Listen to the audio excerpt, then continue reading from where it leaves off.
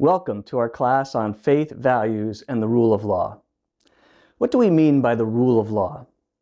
The American Bar Association defines rule of law as a set of principles under which no one is above the law, everyone is treated equally under the law, everyone is held accountable to the same laws, there are clear and fair processes for enforcing laws, there's an independent judiciary, and human rights are guaranteed for all. In this class, we're going to ask big questions about the rule of law.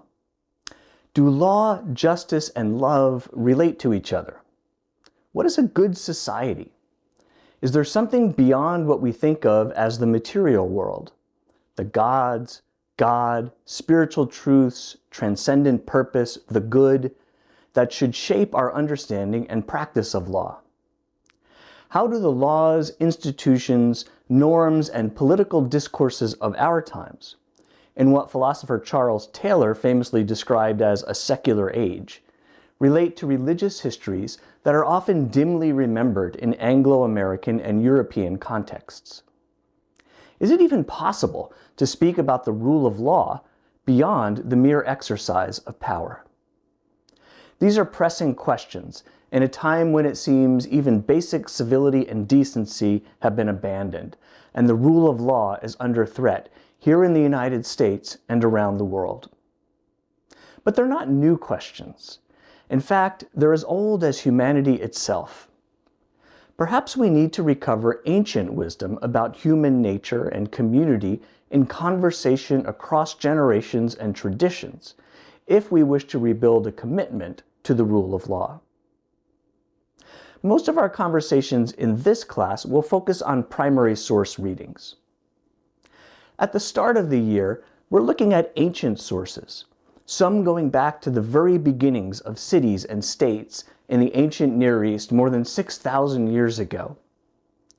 By the end of the year, we'll be reading primary sources contemporary with our own times. In our study of historical texts, I hope you'll see a remarkable consistency over time and across cultures about what is considered a good, virtuous life, and about how law relates to that kind of life.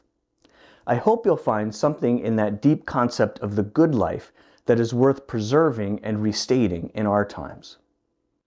And I also hope you'll notice the very long roots of prejudices and inequities that remain with us today.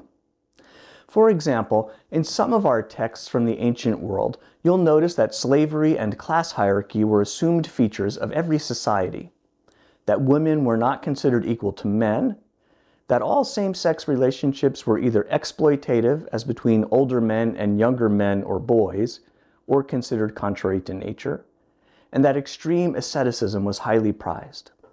When we move into the modern period in the spring semester, we'll discuss more deeply the ways in which the Western Enlightenment and modern constitutional liberalism corrected or failed to correct some of these inequities, as well as ways in which Enlightenment thought might have thrown out some important ancient truths in the process of change.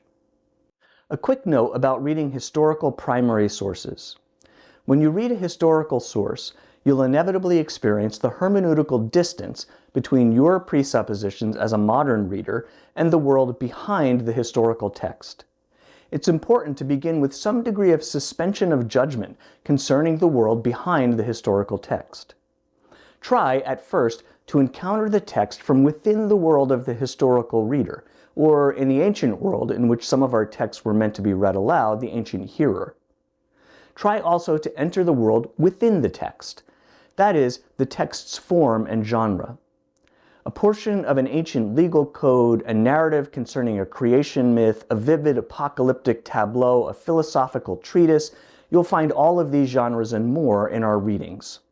Discerning genre and rhetoric will further help you hear the intended message rather than becoming sidetracked by concerns that weren't central to the text writers or editors. Finally, after making an effort to close that hermeneutical distance by reflecting on the worlds behind and within the text, we'll return to make judgments about how the text might relate to us today, that is, the world in front of the text. Our primary source readings will include texts some religious traditions consider scripture, including texts from the Hebrew Bible, the New Testament, the Quran, and the Dharma Sutra. As we move through the year, you'll see that many of our later primary sources are reflections within religious communities on these foundational texts. In our class, we'll approach these documents from a critical academic distance as historical records, as well as with respect for the ways in which religious adherents understand them. One of the major ways in which Jewish, Christian, Islamic, and Hindu thinkers have debated the nature and purpose of their sacred texts within their own traditions concerns the relationship between faith, or revelation, and reason. If you belong to a religious tradition, I hope this class will help you broaden your understanding of faith and reason in relation to law. If you don't belong to a religious tradition, I hope you'll come to appreciate how an immanent sense of the world as we perceive it might relate to a transcendent sense of values in relation to law. And whether or not you belong to a religious tradition, I hope this class will help you appreciate the contributions of religious and philosophical views other than your own to the notion of the rule of law. Finally, let me tell you a bit about myself and about the program on faith values and the rule of law at Seton Hall University. The program was founded by me in collaboration with Seton Hall University's Institute of Judeo-Christian Studies and Center for Catholic Studies. The program is supported by a grant from the university's Academies program and by a generous donor. I'm trained in both law and theology. My JD is from Seton Hall, and I earned an LLM in trade regulation from New York University Law School.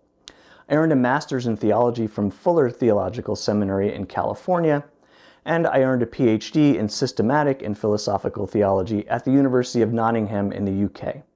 I studied there under noted theologians Connor Cunningham and John Milbank. In my traditional law teaching and scholarship, I focus on intellectual property, cybersecurity, privacy, and artificial intelligence, along with property and constitutional law. I've published numerous scholarly law review articles on these subjects, along with 3 books on law, ethics, and theology. I'm looking forward to serving as your guide, conversation partner, and fellow learner on this journey. And most of all, I'm looking forward to the community I hope will begin to form over the course of the year.